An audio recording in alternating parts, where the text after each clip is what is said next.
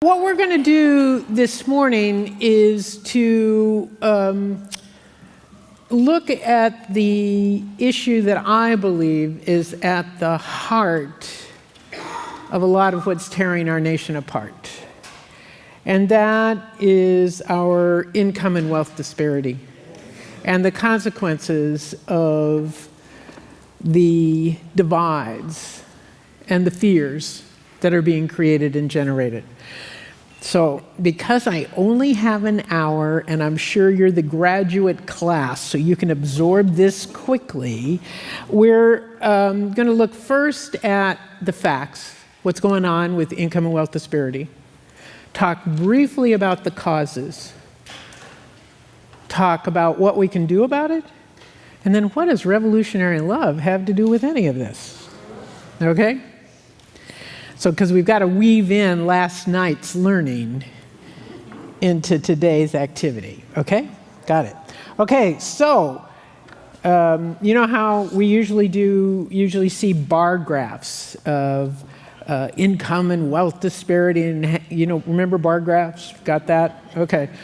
Well, instead of looking at them on a screen, what we're going to do is we're going to create a human bar graph.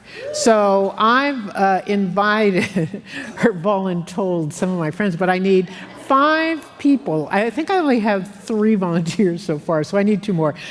Folks who could for a standing, non-speaking part. So just come on out. Come on up. Okay, you can be in the advanced class because I'm going to need 2 more afterwards, okay? Cool.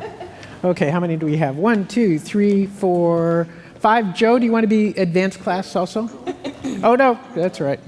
Okay, so, I love name tags. It makes it so handy. So, Jack, you're going to be our top 20%. Yeah. Isn't that part of the problem? Michael Ray, you're going to be next to the top. Zoe, you say Zoe? Zoe, you're the middle class. Now here's another piece of the problem. Everybody believes they're middle class. I was at the Trenton College of New Jersey and I did this, and a young kid, a sophomore, discovered that his family was actually at the bottom, but he always thought they were middle class. I've done this several times, and I was someplace, I forget where it was, and this lawyer comes up to me and says, well, he had made $250,000 the year before, and he thought he was middle class. And I said, oh, the middle class only wishes that were true, because it's not. Okay, so just for your information, oh, no, here, I'll do that later, because I have to stay focused this morning. Okay, Shifra, you get to be next to the bottom. And Sharon, you get to be poor and proud. Poor and proud. That's it. Okay, so bar graph folks, do you want to back up a little bit? Because here is, whoops, let's just get rid of that chair. Okay, there we go. Thanks, Zoe. Okay, so Jack, let's see, I've got Michael Ray, Zoe, Shifra, Sharon. Okie doke. This is going to be the x-axis right here. See this line? Yep. So you're going to line up. The y-axis goes this way. Okay, because you're going to line yourself up. It's always hard to tell the top 20% what to do. Right. Okay. move up now behind the line. They always try to take a little extra too. Right. Okay. Okay, so the first thing you have to know is that between 1949 and 1979, every category's income went up about 100%. The bottom went up 116%. The top went up 86%. But starting in 1980, there's been a dramatic shift in our nation. And that's what we're going to look at. I used to do the bar graph for the 49 to 79, but it was boring because they all ended up in the same place. So, Jack, I am pleased and horrified to tell you, not horrified, but I'm pleased to tell you that between 1980 and 2016, your income went up 65%. Now, you're going to take one step for every 5% change, and that's going to be 13 steps. I've done the math, so you don't have to freak out on that. And, kind of take strides, not ginormous, but big enough, and head on down the stairs. So we're going to count them out. 13. You ready? On your mark, get set, go. 1, bigger, 2, 3, 4, 5, 6, 7, 8, 9, 10. To the right, as it happens. 11, 12, 13. Okay, there you go. That often happens, right? The wealthier become moving to the right, yes? Okay, Michael Ray, come on down. Next to the top. Oh, you can take another inch up to the line. There you go. Okay, so in the same 36-year period, I am pleased to tell you that your income went up 31%. You get 6 steps. You ready? 1, 2, 3, 4, 5, 6. Perfect. Zoe, come on down. The middle class lined up perfectly. Okay, in this same 36-year period, your income went up 20%. You get 4 steps. You ready? 1, 2, 3, 4. Okay, Shifra, come on down. Beloved next to the bottom. In this same 36-year period, your income went up 15%. You get 3 steps.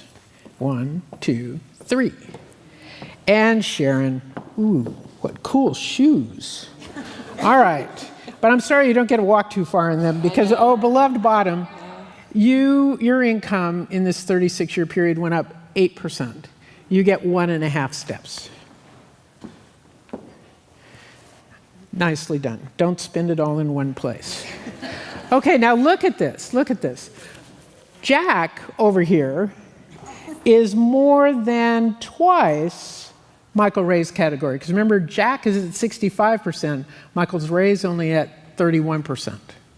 But Jack is hiding something, and that's where I need my 2 people from the advanced class. So Joe and, I don't know, Marla? Carla, come on up. Okay, and if you can, bar graph back that way so we can clear the decks. Okay, so Carla, why don't you be the top 1%? And Joe, you're going to be the top 5%. So Carla and Joe trade places. Joe, line yourself out. Behind the line. All right. Slow learners. Okay. Remember that Sharon's income has only gone up 8%. And we all remember that 8% of a small number is really different than 8% of a big number, right? Remember that? Okay. So, Joe, I am pleased and moderately horrified to tell you that in this same 36-year period, your income went up 95%. You get 19 steps. You ready? Go. 1, 2, 3, 4, 5, 6, 7, 8, 9, 10, 11, 12, 13, 14, 15, 16, 17, 18, 19. His legs are long. Aren't they all? Okay, Carla, come on down. I hope you have your walking shoes on. Yeah, I do. Top 1%. Top 1% whose average income in 2016 was $1.8 million. 1% income. Your income went up in this 36-year period 205%. Oh my God. I got my walking shoes on. I'm so grateful because you have 41 steps. You ready? Ready. On your mark, get set. Go. 1, 2, 3, 4, 5, 6, 7, 8, 9, 10, 12, 13, 14. Keep going. 15, 16, 17, 18, 19, 20, 20. Well, you're supposed to be at 19 there. 20. Okay, now go. 20, 21, 22, 23, 24, 25, 26, 27, 28, 29, 30, 31, 32, 33, 34, 35, 36, 37, 38, 39, 40, 41. What do you think? Is that just income? That's just income. Has nothing to do with wealth. Now, the American Psychological Association did a study to figure out who's most stressed. What category is most stressed? What do you think? You think it's Sharon? Actually, no. It's Schiffer's category. Sharon knows she's toast. The only way she's going to get by is in community, is by sharing, is by doubling up. Recently, I was over at Mercy Center in the South Bronx and talked to moms in an ESL program while their kids were in the child club or the kids club program. And these moms were telling me about how they each work full-time, their husbands work 2 jobs, and they each live in 2-bedroom apartments if they can find it, but they have 3 families in the 2-bedroom apartments. One family has 1 bedroom, the other family has the other bedroom, and one family has the living room. Sharon and her crowd know they've got to collaborate, they've got to cooperate, they've got to be together if they're going to survive. But Schiffer's crowd, unfortunately, is so afraid, 1, of becoming Sharon, and 2, of never making it to Zoe's category, that the stress is incredible. Now, we've got trouble too, because Carla way over there, who are often the policymakers, the prognosticators, the conversers on the media, look at, from their lovely vantage point, they look at Sharon and Schiffer and say, you know, their problem is they're lazy. If they'd only work. The fact is, 65% of the households in Sharon's category have at least 1 adult working full-time, 65%. An additional 12% are retired, and an additional 9.5% are disabled. There's a very small percentage of unemployed, and those who are unemployed in Sharon's category are, the vast majority, cycle into and out of seasonal work. But what happens is, Carla has a narrative over there because she's so far away. She doesn't see what's going on in reality here with Sharon or Shifra. Now, the second most, who do you think is the second most stressed group? Carla? So, okay, we got fingers pointing. Who are you pointing at, Carla?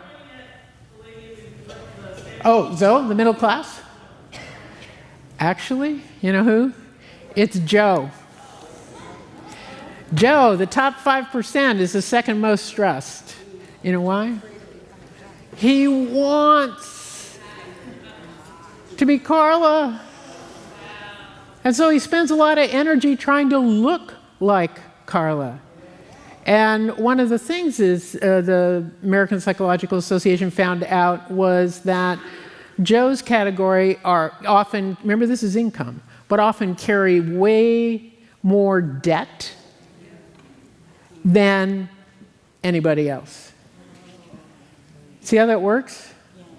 And so the stress of trying to look like Carla while carrying huge debt and creating fear that he's going to slip back merely to Jack's category over here.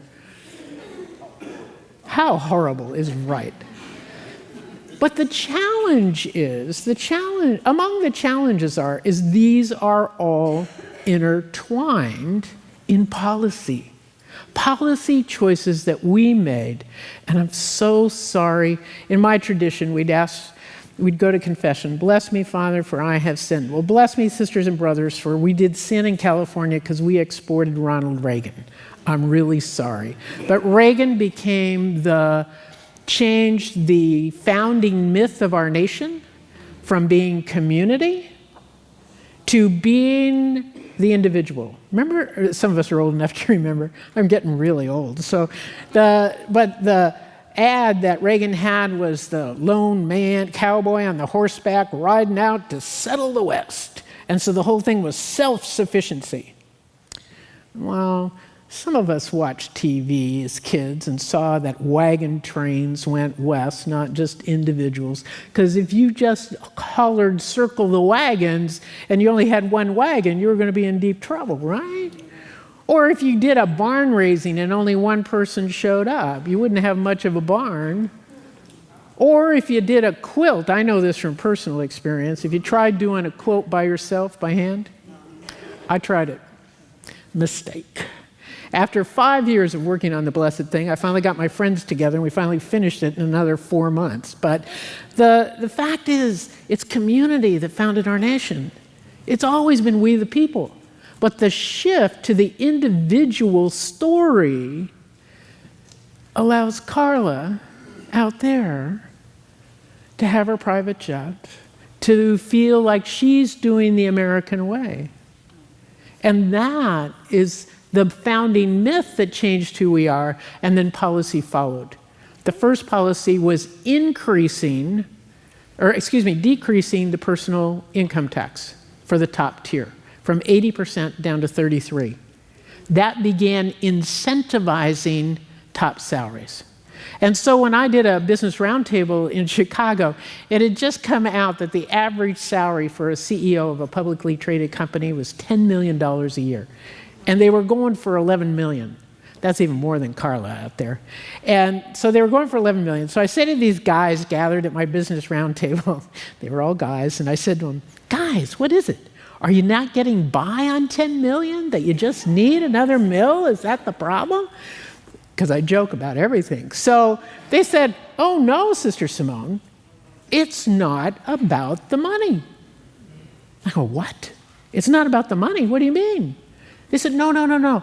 We're very competitive. We want to win. It just happens that the measure of winning is money. Well, could we find a measure that's a little less toxic?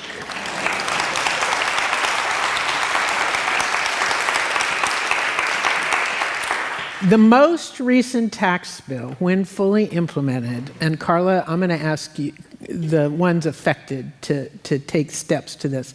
The most recent tax bill passed in December, which is an existential threat to our nation's values, is, Carla, could you take 4 more steps? Joe, would you take a step and a half? Jack, you get a half. Michael Ray, you get an inch. And you're on a step, so. Well, no forward. But, Zoe, you have an inch back, or 2 inches back. Shifra, you get about a half a step back. And I hate to tell you this, Sharon, but because what's going to happen is everything that supports your family is going to be cut, you have to go back to the beginning. This is what our policymakers are doing. This is what's wrong.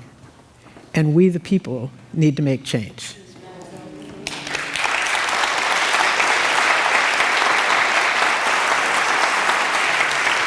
Okay, there are 4 other policies that I just want to briefly describe.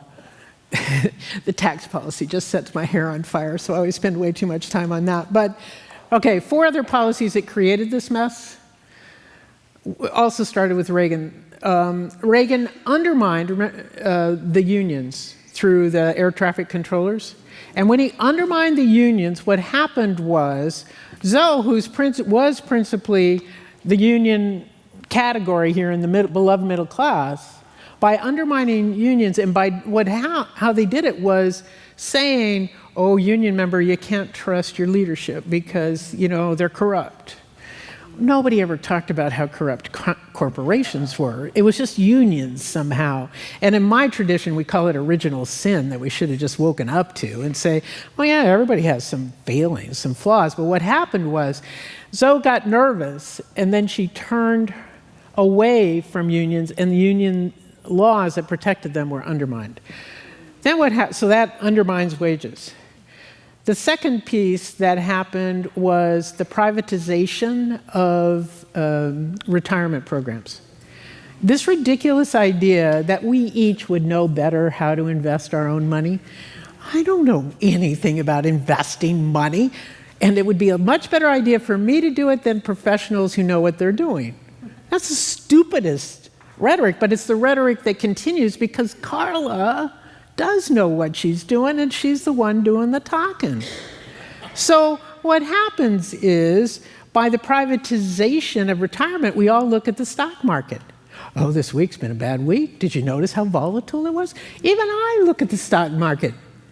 I'm a Catholic sister. I took a vow of poverty. I'm not supposed to worry about that stuff, but I do. But how we all bought into the market then said what we cared about was how the market did. I did this sort of something like this down in Lubbock, Texas at the university, and this kid says to me as I'm talking about this, and I'm saying how much we have to worry about our people, and he said, but you know, we got to take care of the economy. The economy is actually more important than the people. And this is where it becomes critical for us, people of faith.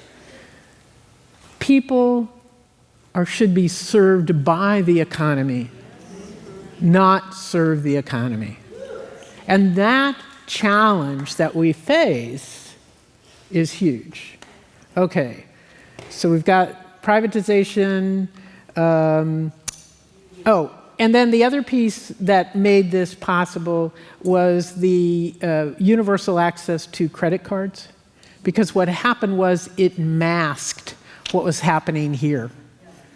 So we didn't notice. And we became focused on our own selves. Got it? All right. 25 words or less. I probably left something out. That's all right. You got the idea, right? Policies made this problem. The good news is, if policies made this problem, policies can fix it. Let's thank the bar graph and talk about how we can fix it. Thank you. What you can't tell from out there is Carla's paper is much lighter weight, because one place I did this, the 1% walked off with a sign.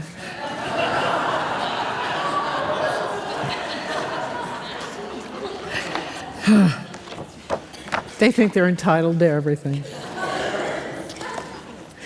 Okay, so in your notebooks, if you've noticed, there's a piece from Network, my organization, that it comes under the, what's the tab?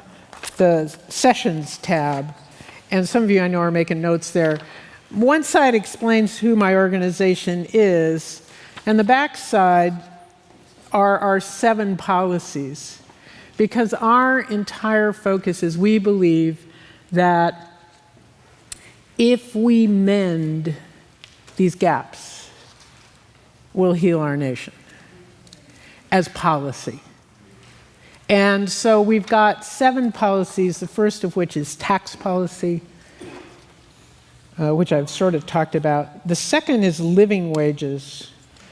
Federal minimum wage works out to be, if you're working full-time for federal minimum wage, is $15,000 a year. $15,000 a year. The New York wage is higher because your cost of living is so much higher, but what we're advocating is not, there's been a big campaign for $15 an hour. By the time we get there, it probably should be $20. I'm so tired of nickel and diming our people. And we live in the 21st century where they have a radical thing called computers. So why don't we use a computer to calculate what is a living wage? And so our advocacy is for living wages. And what the Massachusetts Institute of Technology has created online, you can go online and see what living wage for your area is. It calculates the cost of living for a variety of things, including things like childcare, food, housing, and then figures out what minimum you need to live a basic, dignified life. And so we're advocating for a living wage, not just nickel and dime on minimum wage. Family-friendly workplace, that we don't have paid family leave is shocking. That it's not required for, as you know, just a universal benefit is shocking. The fact that we have people in the gig economy that have no health care. I was in Boston and was in a Lyft car, and Grace was, no, I was here in New York City. Grace was the driver, and she's 58. She had to leave her job when her 23-year-old daughter had a very serious stroke to care for her daughter. She thought she could get back in the workforce. She can't, because she's too old, as she said. And so the only thing she does is drive Lyft. But the part that was, she said, okay, I've made peace with that. I'm trying to be able to pay all my bills, but last week I had the flu, and I couldn't drive. I'm so afraid I'm not going to have enough money for rent now. And so she's driving like 12 hours, having just gotten over the flu. Of course, then I thought, is she still contagious? I don't know. But isn't that a crazy policy? We need some system either to address gig economy or to require some measure of benefits so that people can live healthy lives. Okay, taxes, living wage, family-friendly workplace. And then we say those aren't going to happen unless we have access to democracy. Unless everybody can vote and everybody is counted. The big fight right now is around the census. The Census Department, under the current administration, doesn't want to count everybody. And it's one of the few responsibilities in the Constitution itself. It says every 10 years, everyone should be counted. It doesn't talk about citizenship. It says everyone.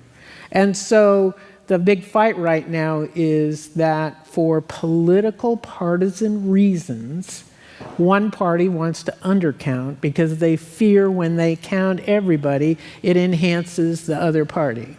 So the question about citizenship and how we're going to deal with that, it's in the courts. There's a whole bunch of, you can go on our website and find out all the gory details about it, but it's our big fight at this point. Citizenship, access to health care, because if we're not a healthy community, health care is a right, and the richest nation on earth, we can't figure this out, how everybody gets health care?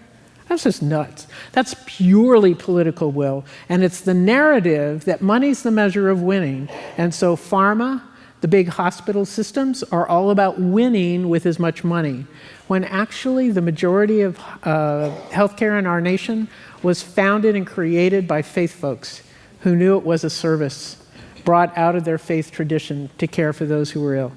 We've got to return to our roots when it comes to healthcare so that everyone has access.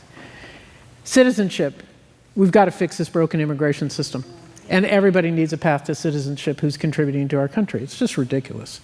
Citizenship. And finally, the most challenging. I've talked about a lot of challenging things, but the most challenging is, I believe, housing. Our housing policy is horrible. And you here in New York and Manhattan know it only too well. But what you know is the same experience in Chicago, is the same. I'm going to Madison, Wisconsin this afternoon. Madison has a huge housing crisis. All over the nation, we have a housing crisis because we have willfully refused to engage the common good and look for the needs of all. And I'll tell you, in Washington, D.C., where I live in Southwest, it was a great little undiscovered part of D.C. It was affordable. What they've done now with building so many luxury condos, it's ridiculous. Ridiculous. And now they want to put 600 more units in across the street from where I live. Who are we as a nation that we don't look out for the common good and only look to money as the measure of winning? We have work to do. which is where it comes to revolutionary love. Revolutionary love, my friends, it's one thing to love Sharon and who's next to Sharon? Who was next to? Oh, Shifra and Zoe. We could love them. But here's the challenge. We have to love Carla and Joe and Jack. Because if we don't have love as the organizing foundational principle, we're going to end up in violence. We're going to end up creating bigger and bigger divides. That the walls that we build will not be on the border, but we'll continue building walls among us. And we need to become missionaries of the common good. Now, we might, that missionary, I have to check my time.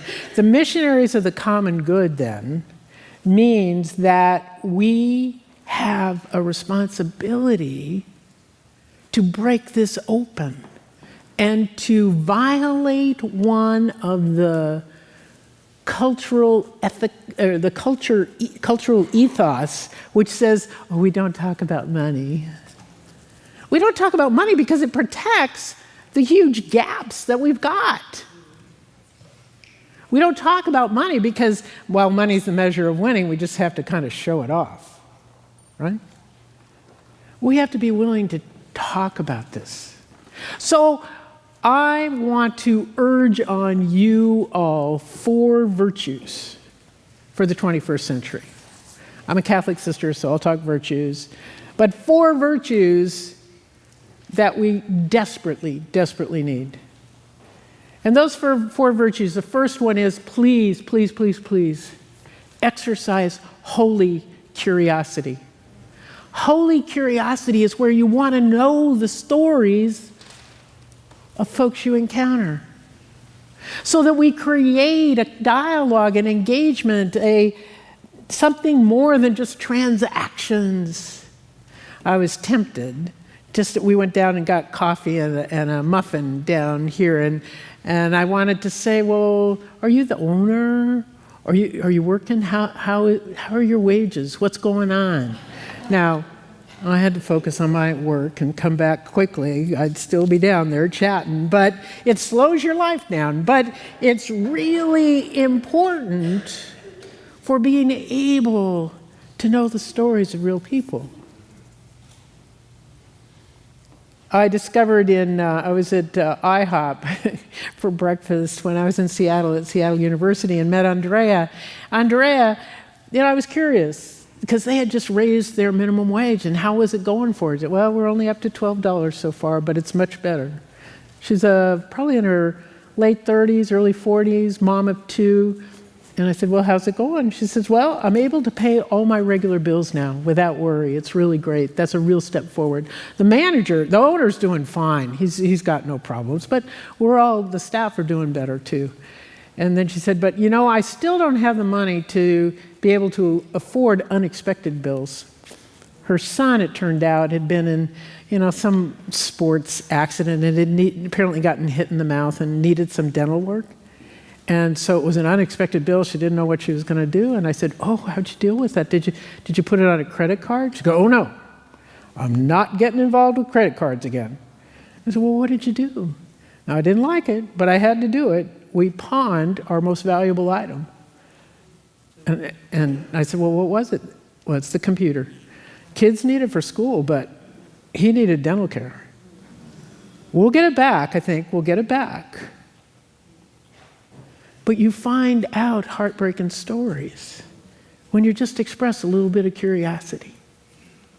That's where we meet and find the energy for revolutionary love, is when our hearts are broken open by the stories of people around. That is a story. Let me tell you one story about Carla's category, because they can break your heart too if you get close. My first job when I was a sister, I was a newly professed sister, 3 years of training, and I joined my community to work on issues of poverty and civil rights, and I'm ready to go, and it's great, and my first assignment is to do parish social work in Beverly Hills.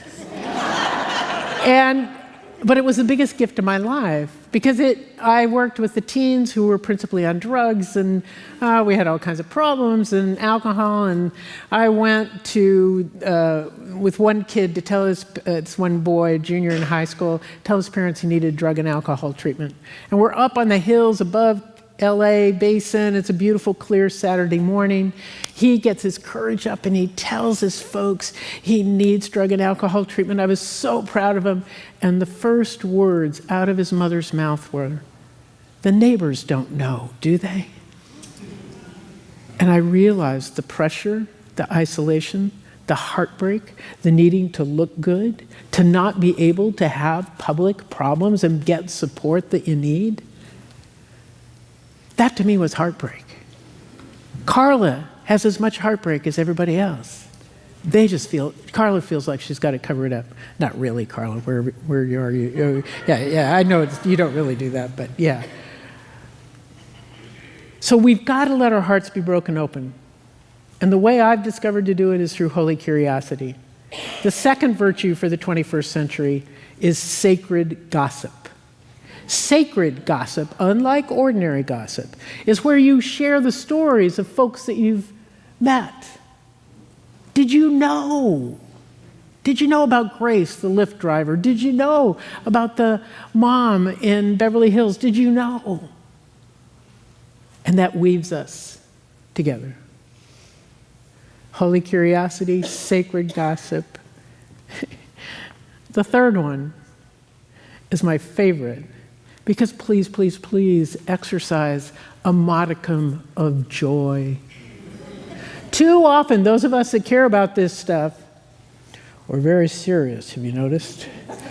Pretty upset. Watch too much MSNBC, listen too much to NPR, and they were very grumpy, and oh my God, we're going to hell in a handbasket. And then we say to our friends, come join me.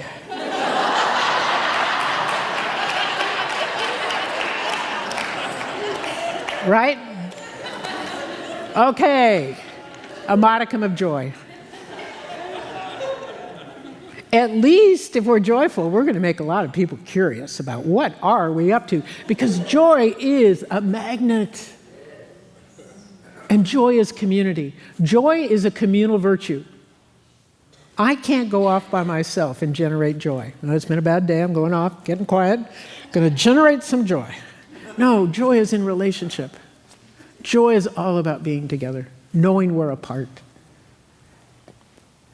Curiosity, holy curiosity, sacred gossip, a modicum of joy, and finally, the virtue of doing your part. Don't do other people's parts.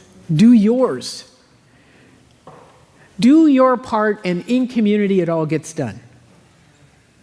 And some of you have heard this, that my prayer, I have got this odd prayer life, and so my prayer was, well, what part of the body of Christ am I? I mean, I don't do anything. All I do is go around and give talks. So what part of the body am I? And what came to me is that, yeah, I'm no longer a hand or a foot. I don't do direct service. I don't do all of this. But I finally realized, I think my role right now is that I'm stomach acid in the body of Christ. I go around, I release energy, I stir people up. But unless you take the energy and do something with it, it's just, could be toxic in large quantities and does need to be contained in a small bus. But the challenge is, we each have a part to play. And we each need to do our part. Now, to close this part, and then we can open it up for questions and comments. I know that this feels like it's a lot. I know we can feel overwhelmed. I know we feel like we're not up to the task. And so to close, I want to share with you one of my poems. It's the only one I know by heart. But it's it's about loaves and fish. Remember the story of Jesus and loaves and fish? Yeah, we all know it. They go out to the countryside. All these families are following Jesus. And the apostles get nervous. It's been all day. And Peter says to Jesus, oh, send them back to town. They're going to get grumpy. They're hungry. And Jesus says to the apostles, feed them yourselves. And Peter's like, ever quick on the draw. He figures out, well, we've got some 5-day-old loaves of bread and a couple of stinky fish, but what's that among so many? Jesus must have been so frustrated. So he has them sit down in groups of 50, ever the community organizer, groups of 50, and the story goes, bless, breaks it, hands it out, and Matthew's gospel says 5,000 men were fed, to say nothing of the women and children. Well, what are we, chopped liver? That made me mad. So my prayer life is, again, odd. So I prayed about what was the meaning of that. Here's what I found out. They only counted the ones who thought it was a miracle. The women knew they'd brought snacks from home.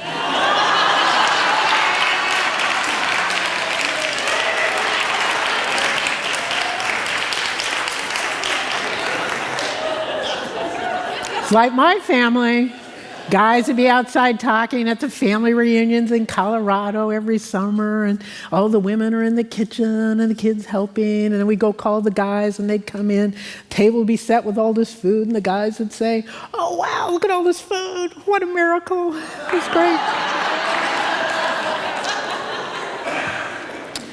So here's the poem, and it's for you when it feels so daunting. Feels so hard to love in that dramatic, revolutionary way where everyone has a claim on our love. And it goes like this. I always joked that the miracle of loaves and fish was sharing. The women always knew this. But in this moment of need and notoriety, I ache, tremble, almost weep at folks so hungry, malnourished, faced with spiritual famine of epic proportions. My heart aches with their need. Apostle-like I whine. What are we among so many? The consistent 2,000-year-old ever-new response is this. Blessed and broken, you are enough. I savor the blessed, cower at the broken, and pray to be enough. Thank you very much.